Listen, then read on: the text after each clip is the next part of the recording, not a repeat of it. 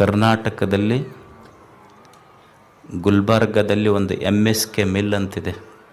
ಅದರಲ್ಲಿ ಒಬ್ಬ ಸಾಮಾನ್ಯ ಕ್ಲರ್ಕ್ ಹುದ್ದೆಯಲ್ಲಿ ಜಾಯಿನ್ ಆಗಿ ನೇಮಕವಾಗಿ ಕಾರ್ಮಿಕರ ಸಂಘಟನೆಯನ್ನು ಕಟ್ಟಿಕೊಂಡು ಮುಂದೆ ಎಲೆಕ್ಷನ್ ನಿಂತು ಕರ್ನಾಟಕದ ಕಾರ್ಮಿಕ ಸಚಿವರಾಗಿ ಇಂದು ನಮ್ಮೆದುರಿಗೆ ಕುಂತಂಥ SK ಕಾಂತ ಅವರು ಕರ್ನಾಟಕದ ಮಾಜಿ ಸಚಿವರಾದರೂ ಸಹಿತ ಇಂದು ಅವರಿಗೆ ಸ್ವಂತ ಮನೆ ಇಲ್ಲ, ಸ್ವಂತ ವಾಹನ ಇಲ್ಲ, MSK ಮಿಲ್ ಕ್ವಾರ್ಟರ್ಸ್ನೊಳಗೆ ಅವರು ಜೀವನ ಮಾಡ್ತಾರೆ.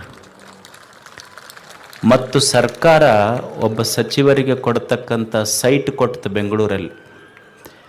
ಸರ್ಕಾರ ಕೊಟ್ಟಿರುವ ಸೈಟ್ ನನಗೆ ಬೇಡ ಅಂತ ಮತ್ತೆ ಸರ್ಕಾರಕ್ಕೆ ಕೊಟ್ಟರು ಅವರು.